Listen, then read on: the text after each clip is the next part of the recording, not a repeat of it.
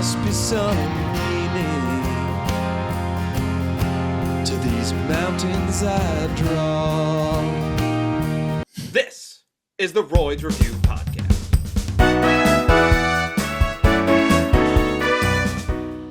Hello, and welcome to the Royds Review Podcast. I'm Rob. And I'm Andy. And we are back once again to talk about Close Encounters of the Third Kind. Andy, did this blow your mind? That was pretty good. Thanks. It didn't. I'm sorry to say. The idea of aliens doesn't blow your mind. No, not at this point, no. That's fair. This is like the 900th alien movie we've done for this podcast alone. And we're only at 200 episodes. 200-something episodes. That is true. That is true. Andy, had you seen... I keep wanting to call it Eternal Sunshine of the Spotless Mind because it has a similar amount of syllables. It rhymes. We talked about it before with the of the. I am having a real hard time because I almost did it there. Andy, have you seen Close Encounters of the Third Kind before? No. Me neither. So we're two first-timers here. I hope it was gentle. I've made that joke before. It's gross. We are back in the world of our friend Stevie Spiels. We started the podcast with Stevie Spiels with Jurassic Park. That is true. And Jurassic Park 2. Yeah. The San Diego Zoo. Yeah. We've done other Stevie Spiels. Jaws. We did do Jaws. Starring Richard Dreyfuss as Roy Neary, Francois Truffaut as Claude Lacombe, and Terry Garr as Ronnie Neary. I like quiet opening credits. It always sets a really creepy tone. Yeah, I really liked it. I thought that there was something wrong with my TV. That's how quiet it was. I looked at Laura and said, "Can you turn the volume up?" But there is a gentle swell of music, which is nice. Real nice. Of course, it's John Williams. John Williams, of course. We're in the Sonoma Desert in 1977. A bunch of U.S. Navy aircrafts, it's Flight 19, they disappeared on a training mission in 1945. They get found, but the crew is nowhere to be found. No one has any idea how they got there, and some local man tells them that he saw the sun come out that night. I'm calling bullshit. Why? The sun doesn't come out at night, Andy. Right, that's Robbie. Robbie. He also said that the sun sang to him. What is this, Teletubbies? No, that's a baby. Yeah, it is a baby. The sun goo-goo gaga'd at me. We're at an air traffic control center, or it's an army base, or something like that. There's some confusion as two planes almost crash into a UFO, but then neither pilot, for some reason, wants to place a report about that. I don't know. Why would they, other than paperwork? Is one of them is like a little hesitant. I don't think so. And then the rest are like, nah. Well, at the end of the movie, spoiler alert, it's kind of implied that the government knew what was going on the whole time. So it might be one of those things where these military pilots know, keep your mouth shut. You're not making a UFO report. Yeah. Okay. I'd like. What do you mean by they knew the whole time? Knew what? They knew about the aliens. Oh, yeah. Okay. I thought you meant like why they're here. So I still don't really know. I have no idea why they're here. That is not made clear in this movie at all, why these extraterrestrials have come to Earth. Right, and they're like benevolent, so like it's not a problem, but like, and I don't need to know. It's just, you know, I don't know. I have some thoughts about this movie. I don't think that was the purpose of the movie, though. I don't think the story of the movie is really what the aliens want. We only see the aliens for like 45 seconds at the end. Yeah, which I think didn't need to be there. I don't think we needed to see any aliens.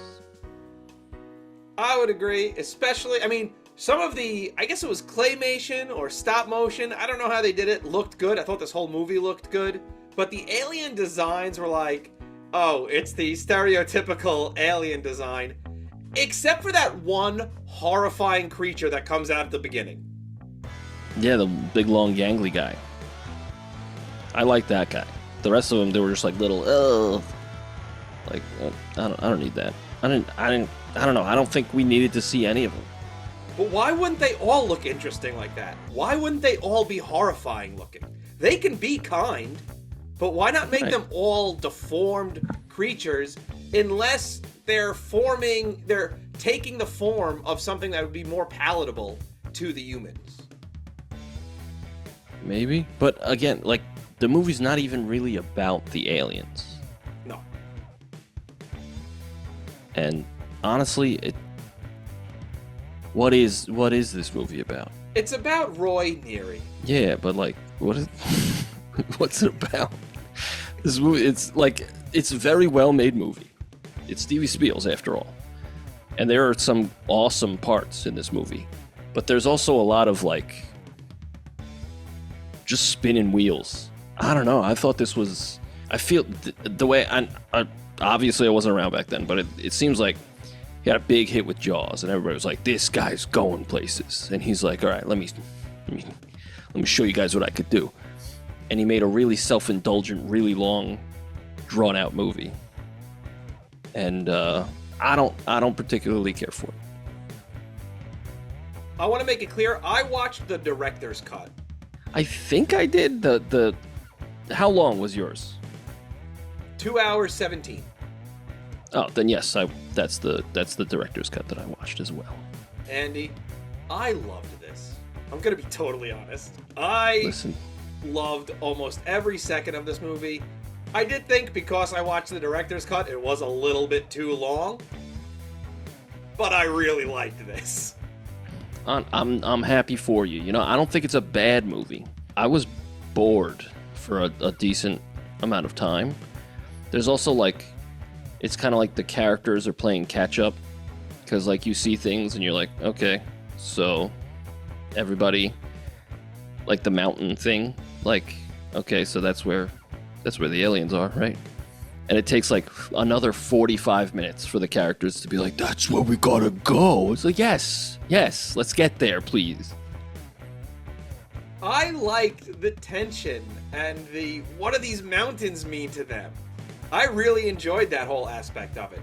Like when we see Jillian drawing the picture of the mountain, and she has so many of them. Yeah, I like the obsession aspect of it. Like, it tears his family apart. But, like, to what end? He just ends up getting on the ship and going. Like, I don't get it. yeah, that's the problem I have with the movie. Yeah, like, what's the point? Like, he's like, it's tearing me apart, I need to know. It's like, okay, sure, obsession is a thing that okay. But then you just leave with them, no questions asked. Everybody's like, that's cool. Yeah, go with the aliens. Yeah. What? We meet this little boy, Barry. He wakes up in the middle of the night when all his toys start moving and making noises. His fire truck wakes up his mother. She wakes up and sees this kid just outside. He's running away. And when one of his toys starts singing, or that little children's record, man, I thought that was Miss Rachel. I was like, she's a time traveler. My note for this kid is bravest kid alive, because if my toys all started going off at once in the middle of the night, pants shitted. Oh yeah, my parents would have a serious cleanup job. He doesn't even whimper. He's like, oh, what's going on? What's going on over here? I think he's supposed to be the archetype character of, or I think his character is supposed to be the one that has the connection to aliens, because he's never scared of what's going on. We even see later on, he welcomes them in and says, come in through the door. Yeah. And they do love take using children. Oh, sorry, go ahead. You go ahead. You're going to say something crazy. Well, movies love using children for that kind of role. The one with the connection to this creature that they don't know about. Right, and it's kind of like. Hold on, I have to ask you something real quick. Was that as crazy as you thought it was going to be? No, I thought you were going for a crazy. I thought you were doing a joke. It wasn't. It was just a good insight. Spielberg did a similar thing with Poltergeist, where like a kid is like because of their purity, I guess, or whatever. But and same with E.T. too. Like the kid gets a connection to Et, I believe his name is. I'm gonna be honest. I've never seen Poltergeist, and I haven't seen E.T. in over 30 years. Wow. Which means I was but a boy.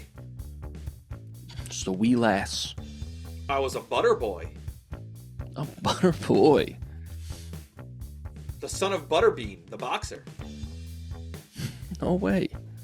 Butterbean, the boxer's boy. Butter boy. Alright, that's enough. Called it. He called it on his own bit.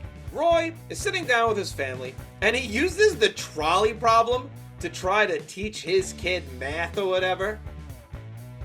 Yeah. He's like, hurry. Thousands of lives are on the line. The kid's like, I told you I don't get fraction. Roy Neary is me. I am Roy Neary. I use the same logic on my students when I was teaching that he uses on his son. Because he says, that's why I finished school, so I don't have to take exams, or I don't have to do problems. I used to say to my students, I already passed history. I don't care if you guys do. Nice.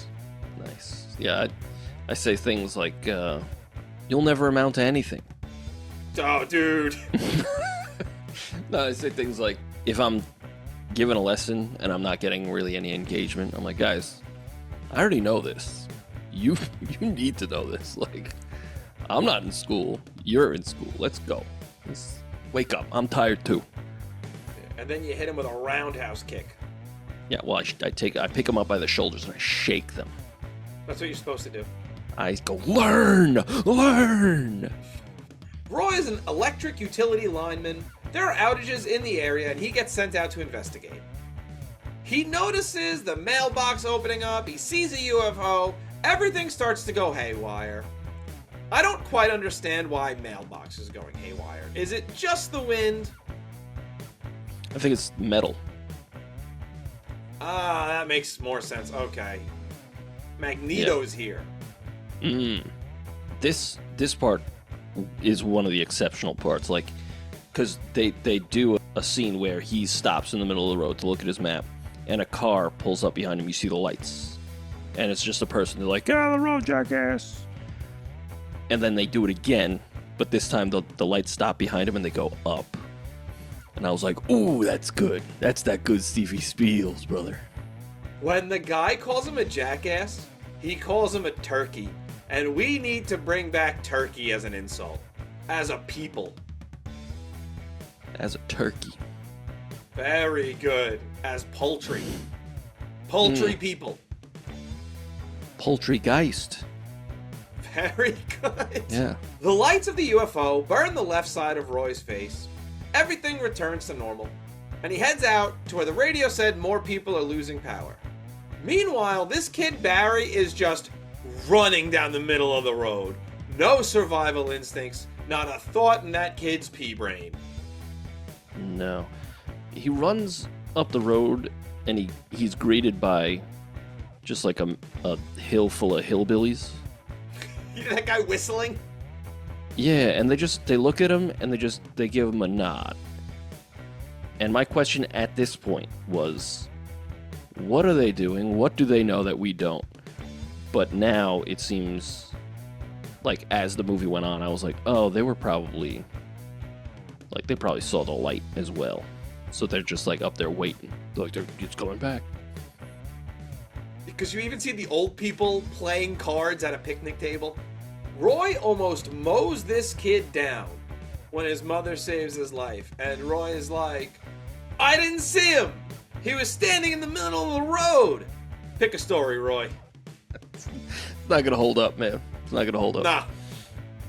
3 UFOs fly by. They're chased by the police and Roy, and during the chase, one of the cops pulls a GTA and just goes flying through the fence. He's like, ah! Yeah, and he lands it, and he got 50 points for respect. Very good. Yeah. He got a trophy because he hit one of the jumps. Yes. Yeah. Roy returns home, and the governor, or the government, according to the subtitles, but I could have sworn she said governor, wants him to call them. He wakes up his entire family, and his wife is like, nah, brother. Yeah, and the wife is... I think the wife is normal. I think she's a regular person who's thrown into this, like, your husband goes insane. And I don't blame her, really, for anything she does the rest of the movie, to be honest. You know what's funny? I had a different thought on that. Her husband goes out in the middle of the night and returns with a perfectly burnt half a face. And she's like, you're insane! It's like, lady, something happened to this guy. That's true. That's true. There was, like, evidence right there. Also, like, after she, like, he wakes everybody up, they drive to where it was, and he's like, oh, it's not here. And she's like, gets randy for some reason. She's like, let's make out. And I'm like, why here? Why now? Your kids are in the car. What are you doing? She also cuts newspaper articles out that reference UFOs. That was her, or was that... I thought that was the mom. Oh, is it? I was very confused. It's two blonde women. They all look the same to me, Andy. They all look the same to Robbie. Robbie's blonde blind. Because I have the note that she was hiding all the mention of UFOs from her husband. I thought she was like paranoid because she was like throwing them out. She wasn't like keeping them. Okay, then maybe it was her. Email in. Who was cutting out the articles of the UFOs, Ronnie or Jillian? But as you were confused, I was also confused. They're both blonde, and they, as far as I remember, they look pretty similar. Yeah, yes, they do. Yeah. The wife, Ronnie, is also not concerned at all about what caused the burn on his face, how he feels. All she wants to do is cover it up. That's true, and I think there is when it's 4 o'clock in the morning and he drives the family out, and she just walks up to him, and she has a line that I thought was very funny. She says, "Don't you think I'm taking this really well?" Sounds like, you know what?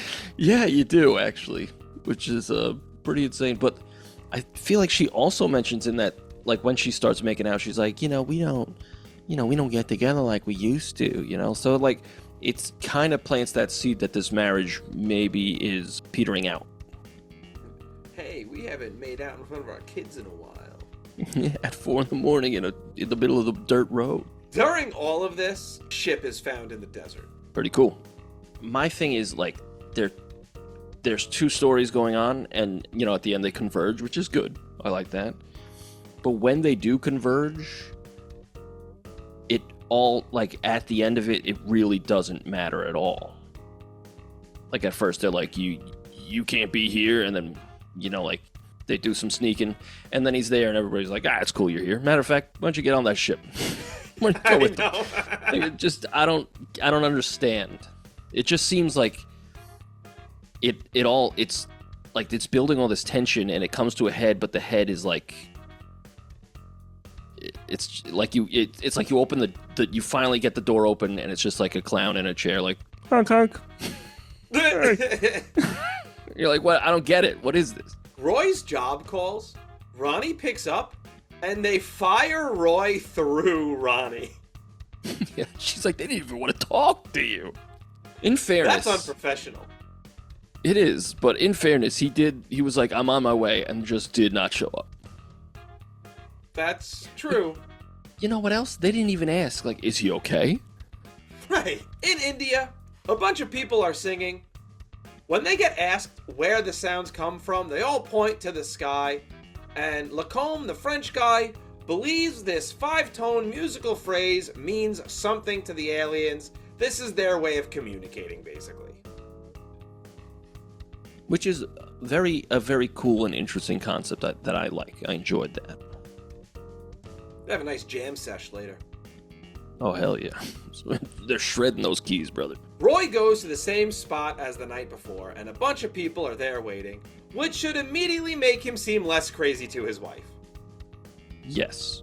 So, like, my note is about that is I get that there's a communication breakdown here. Like, he's saying, like, yeah. And then, like, right before the solo, you go, shucks. You know, that's the best part of that song. I love that part. But anyway, he's like, you're not listening to me. Fair. She's not. But he's also not listening to her. Because she's like, you're going insane. You need to get help. You need to talk to somebody. And he's like, nah. It's like, I don't know, man. You're sitting in the shower. And you even say, like, I think I need help. And she's like, yeah, that's what I've been saying. When he is crying in the shower and his son is going, cry baby, cry baby, cry baby. I'm like, that is the right response to that kid. That's the other thing. It's like by the end of the movie, it's like, I get like the marriage didn't work out, but what about your children, man? They loved you. Gone. Just gone from the plot. He goes to space, never to see his children again. Right, like they painted him as like a decent dad, you know? Like, was he great at teaching math? No. But was he he loved his kids, clearly. He wanted to take them to Pinocchio. I love when he says to the kid, how old are you? And he goes, 8. He goes, you want to turn 9? Then you're going to go see Pinocchio. Yeah, it's funny. Like, I don't know. It just, a lot of this is half-baked. A helicopter scares everybody off. At a lab, they've been sending out this 5-tone signal into space, and they're getting back these sets of numbers. Eventually, they realize they are coordinates for the globe, and they break into someone's office and take the globe from the office. Yeah, they like roll it down the hall. And somebody even says, like, that's a $200 globe. No, he says that's a $2,500 globe. Oh, damn. That's in the 70s? Let me hit the calculator right here. That is $100 trillion. Jeez, a Lou. Yeah. Yeah. That guy, the cartographer guy, like every scene he's dropping the fact that he was a cartographer. Every single scene. It's just like for the guys in the back who are not really paying attention. Like, how come he knows maps? He mentioned it before. Before I spoke French, I read maps. Yeah, we know, dude. They're like, all right, man. Well, you're here to speak French. Back at home, Barry is playing the tones on the xylophones. Jillian takes out the garbage. We hear Barry giggling. We hear thunder in the distance. I think this is my favorite scene in this entire movie. The light shining through the fireplace, the dark house, everything's moving. The mom's panicking as the kid is inviting them inside. Yeah, it's good. It's good stuff. And the dark orange light, it's like, it's spooky. Yes, and Barry going, Mom, look, the sun's here. Yeah, it's like, I don't want the sun to be here. Stupid kid, the sun doesn't move. Yeah. Barry disappears. He's abducted by aliens. And then the news treats this poor mother horribly. She's getting hounded by newsmen.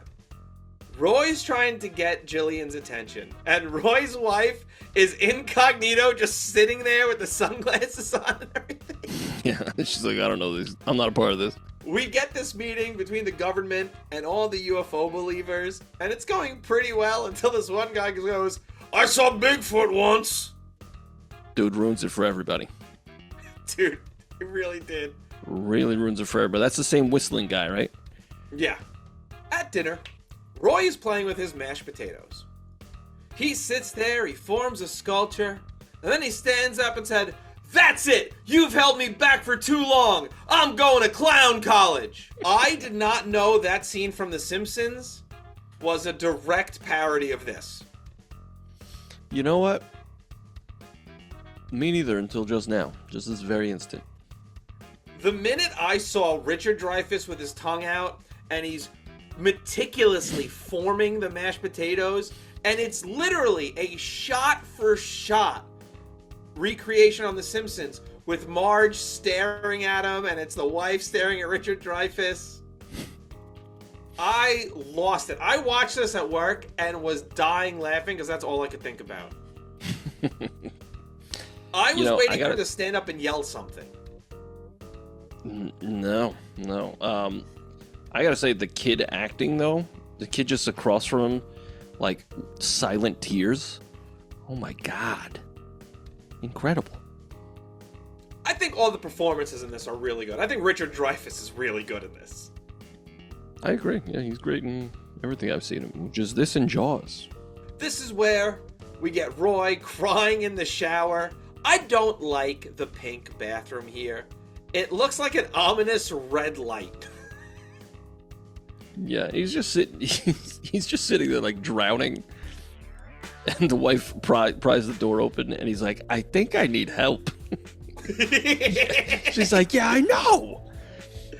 But here we also get another kid with kid saying crybaby, crybaby, crybaby, and then the mom screaming like they're screaming back and forth.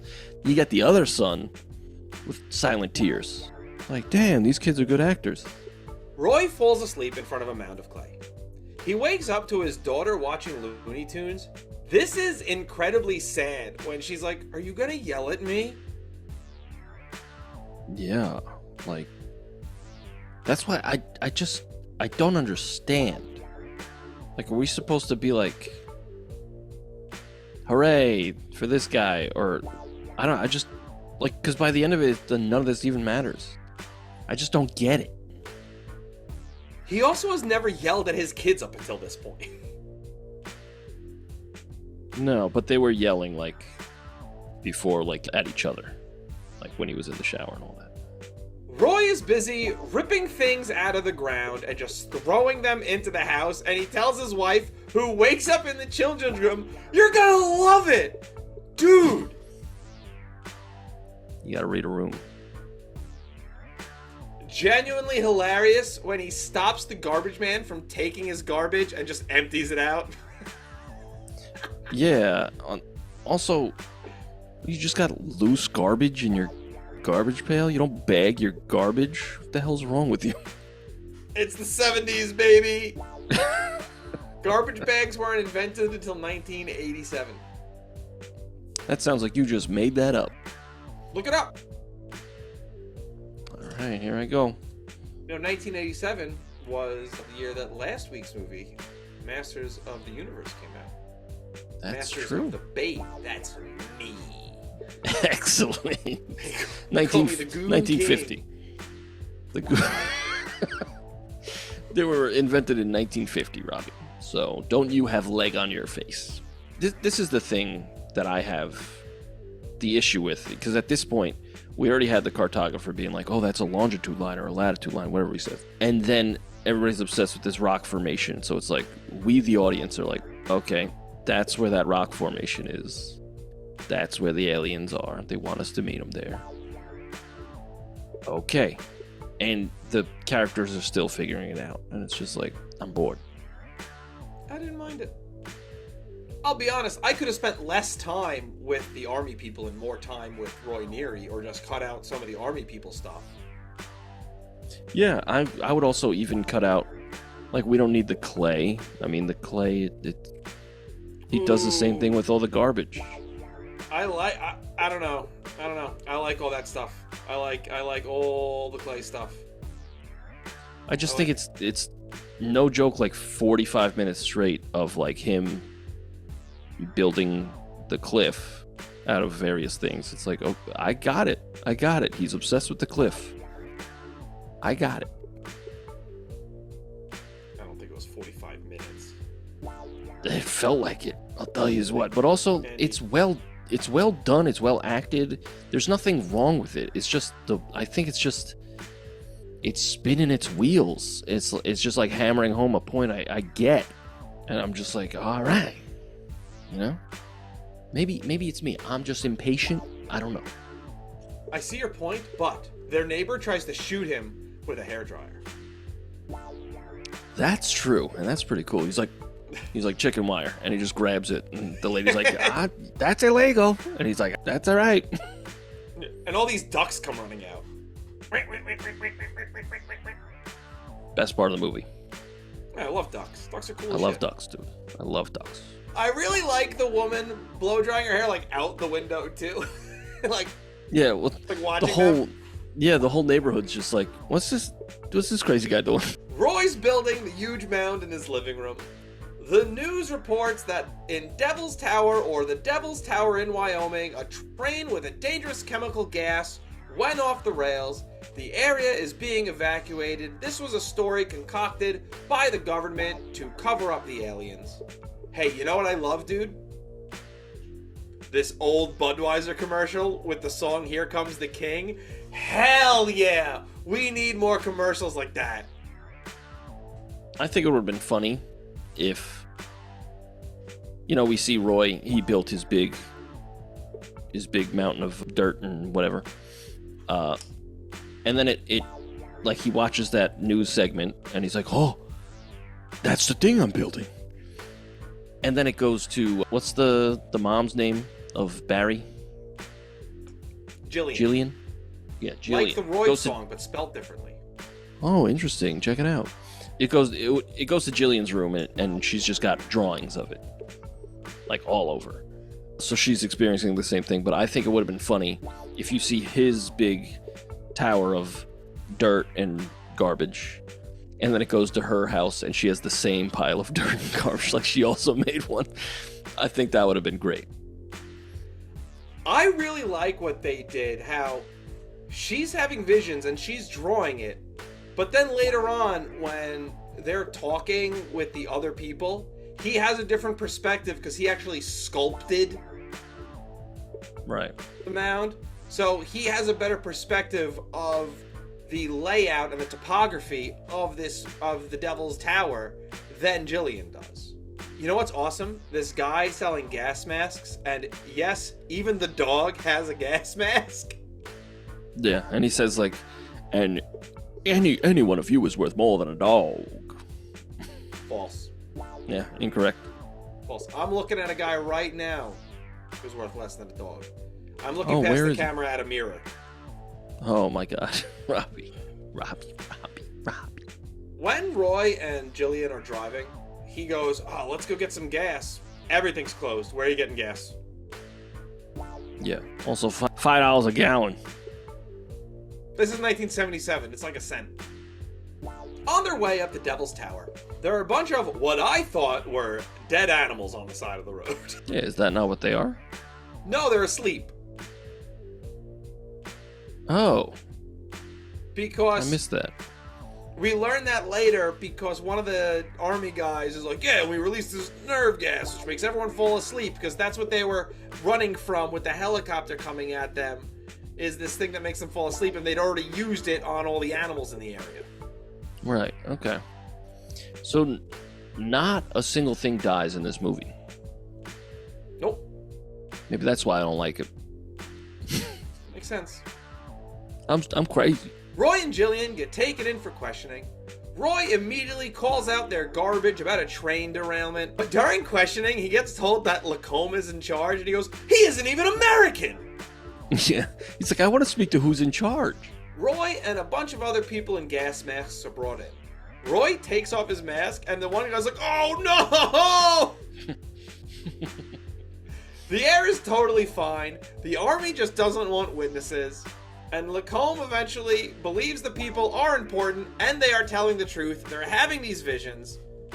And Major Walsh, the army guy, is just like, nah, it's just a coincidence. He has a good line, the French guy. He says, they were invited. They belong here more than we do.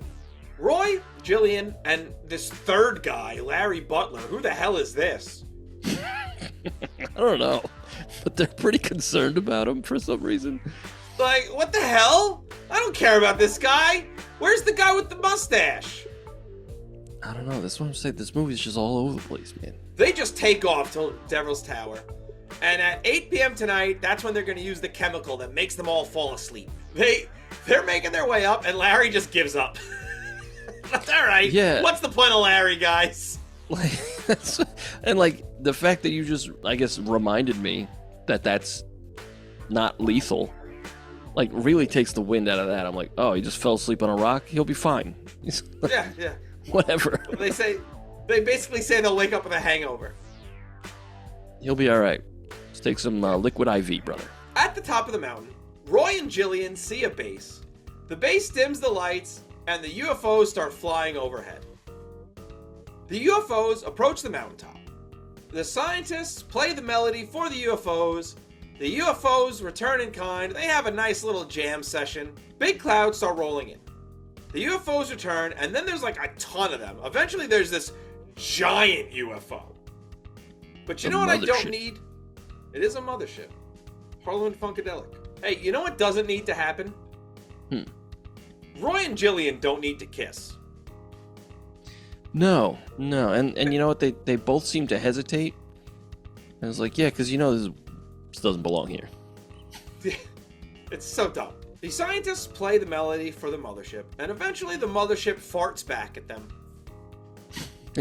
We even get the Jaws theme at one point, which is cool. Yes. Yeah, that's a cool little nod to previous episode. Check it out, prior. Jaws. Yeah. At this point, Roy is just in with the scientists. Yeah, and nobody minds. Nobody's like, this guy doesn't have clearance. They're just like, eh. The UFO lands and people start walking out. It's all the people who have been abducted by the aliens. It's the pilots from the training session. It's Barry. It's a bunch of others.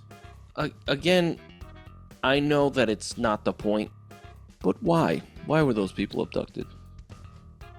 Why did they lose? Like, those people lost years of their lives. All their loved ones are probably, well, it's only the 70s, so they're older. Yeah. But some of them are dead. Like, mom and dad might be dead, you know? Yeah. Because these people haven't aged at all. Right. I don't know. And there's also, like, another issue I had with this was, because there's so many characters here, there's so many reaction shots. Like, so many. Where, like, every single time, like, a big bright light, like, everybody would be like, and then you go to another person. Another person. I'm like, okay. Come on. This doesn't need to be 2.5 hours. In fairness, that's on us for watching the director's cut, though. That's true. But, like, I feel like he got better at that. Like, Jurassic Park, the reaction shots are iconic. Like, when they first see the Brontosaurus, it's like, he's like, you know, it's incredible. It's great. But, like, here, I'm like, I don't know these people. The only person I know is Roy. So, like, I really only need his reaction shot. Because the rest of them are just, like, guys who've been on screen maybe 10 minutes. I don't know. Give me Roy. Give me the French guy. Maybe Jillian. That's all I need. Jillian's an important character to an extent, I guess. She doesn't really do anything. Yeah, but she's been in the movie. Right. That's just, I don't get this movie. Email in, am I wrong? Yes. I scoured the internet, and I am in the minority here. Yeah, I really enjoyed this. Most people like it's a 10 out of 10. And I'm like, I don't know, I don't like it. Finally, the aliens come out of the ship. Roy gets chosen to come back with him. And I just love the fact that one of his kids will have the story. My dad left my mom because he believed in aliens, and we never saw him again. Yeah. And now I have a huge hole in my heart. One of the aliens just stands in front of all the people like a toddler who just shit his pants. My fart hit the floor. The alien and Lacombe speak in some sign language. They do like the Macarena or something. And the aliens and Roy leave. This ship looks awesome. I have no issue with the special effects. The special effects are incredible. It looks better than most movies today. Yeah. This spaceship floating through space during the end credits looks just as good, if not better, than most MCU movies that take place in space. Yeah, and I don't really know how they did it because this can't be CGI. No, but it looked awesome. Yeah, I don't think it looked as good as Star Wars. Their space stuff looks like incredible, but still looks great. I agree. Andy, should we go to Letterboxd? We should, Robbie. I feel like we're gonna have two very different scores. That's a possibility. Andy, I thought this was good. I don't think it ever reaches the heights of Jurassic Park or Jaws. I think those are 5 out of 5s. But I really did enjoy this movie. I thought this was like a 4-star movie. I think the performances are great. Even though I thought it was a little long, I don't think it was too detrimental to the movie. I think the special effects look great. I really liked it. I thought it was like a 4-star movie. Okay. I mean, you're not wrong about any of that. I honestly think, like, if it were just me, I think I'd go like 2.5. Because, like, while the performances are good, I was like, I don't get. I went in with high expectations because it's Stevie Spielberg. Everybody loves this movie. I was just like, what is this? So I don't know. I'll go 4. Well, no, because I think respect your 2.5 opinion. is a little bit too low. But I'll knock it agree. at 3.5. I'll do it. Listen, I respect everything you had to say. I know that I could be just wrong about this, but you know, if you want to knock it down to 3.5, I'm cool with that. And that's what we're gonna do. Follow us on Letterboxd at TheRoydsBand. We just gave Close Encounters of the Third Kind 3.5 stars on Letterboxd. That's 3.5. I like it. Yeah. I'll show you a half. Okay. What is? Oh no. Robbie, did you write a song? I did happen to write a song. It's incredible. I did not. My song is called The Mountains I Draw. And it's really from the perspective of Roy Neary. Although he never really draws mountains, he really sculpts them, but yeah, we can look past that. There's one shot where he, in that town hall, he's drawing one on the newspaper. He's drawing it so hard that the pencil snaps, which was, I like that. That was cool. So it's called The Mountains I Draw. And a simple little acoustic song. And I did incorporate the 5 tones, but what I did was, because the song is not in C, I did the song in E flat, and I transposed those tones to E flat. Cool. So here's my song. It's called The Mountains I Draw.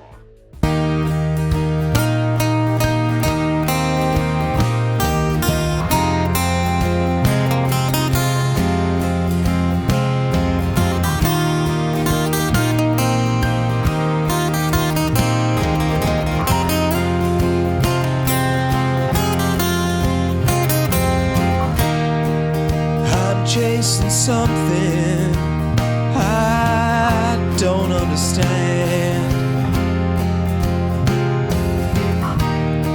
I want you to listen, but I cannot explain. I'm seeing something as clear as the day. There must be some the mountains I draw.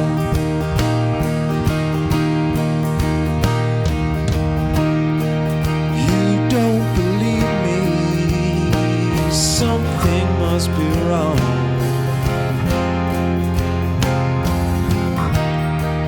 You've lost your faith, and I've lost my mind.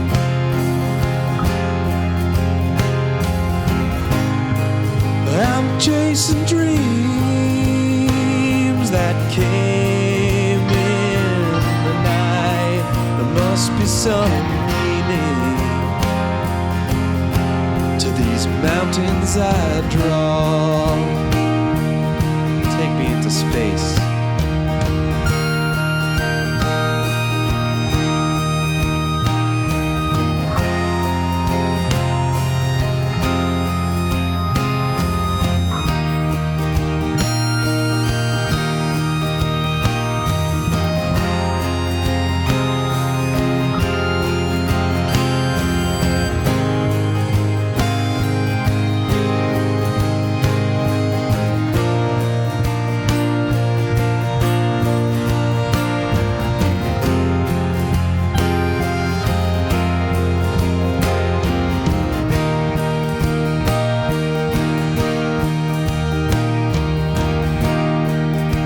Chasing something that's singing to me. It's become an obsession of mine.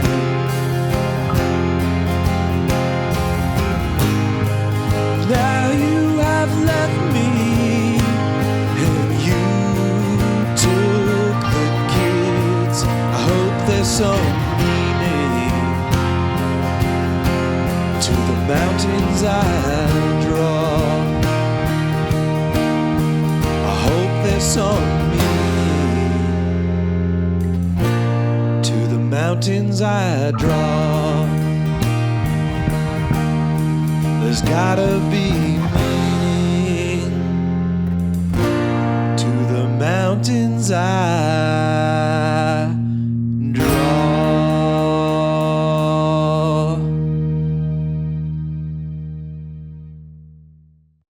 That was my song called The Mountains I Draw. I like it. I like that 6/8 waltz, brother. Thanks. Yeah, I just want to do something, I don't know. I want to do something nice, and I wanted to add some keyboards to it because it's space. Yeah, I liked it. Space. I liked the, yeah, you had that spacey sound in there. Not really much to say about it. I didn't rhyme, and that was on purpose. If everyone's like, none of those lyrics rhymed, that was on purpose. I did that intentionally. Yeah, that's, I don't think you have to rhyme. No. Because wait a second. I always have to rhyme. That's what a podcast is. That's right. That's all Robbie does at the beginning of the podcast. It's the law. Andy, Well, Robbie, what are we doing next week? what are we doing next week? That's an excellent question. It's such a good question that I'm gonna ask you. Actually, Okay, because- Andy, I'll tell you. I'm going to be honest. I'm not looking forward to next week. Why is that? We're doing Toy Story 4. Okay. I'm looking forward to getting a fresh perspective on it because when I first saw it, I said, "Why? Not bad, but why?" I have no interest. I was bored when I watched it. And I hope it's good. I hope I'm wrong. Because I remember as I watched it, I was like, "This isn't bad. It's not good enough to like justify its own existence, you know." But who knows? But it Who made knows? enough money. Right. Well, that's the issue. Is like it's becomes soulless. Like the first three have a purpose. Like they're telling such a good story, and like there's emotion. There's like these characters, all this. And then the fourth one's like, "Hey, you remember us?" Like, yeah, yeah, I do. Well, what do you got to say? They're like, nothing. Just you remember us. And yeah, is it about depression? Sure. But there's better Pixar movies about depression. Andy, I was asking you what are we doing next week. Tell them where they can find the music. You go to Spotify, Deezer, Apple Music, wherever you get your music. You search The Royds, you'll find a bunch of collections of podcast songs, as well as studio recordings. Check them out. Let us know what you think. Also, if you want everything, you go to TheRoyds.bandcamp.com. You'll find every single Royd song. Over, at this point, 400 songs, including guest songs, bonus songs, songs about movies, studio recordings. It's all there. Also, on the YouTube, it's all there. Robbie, tell us a little more about that, why don't you? You go to YouTube, you go to Instagram, you go to TikTok, you go to Reddit, you type in TheRoydsBand. You'll find us. You send us an email at roydsreview@gmail.com. You click the link below to request a movie. Get in touch with us however you'd like to. Spotify comments, YouTube comments, Instagram DMs. Next week, Yeah, Nick. Soy Tori 4. Toy Story Excellent. 4. Yes. We'll see you later. Like, comment, subscribe. Bell. Yeah.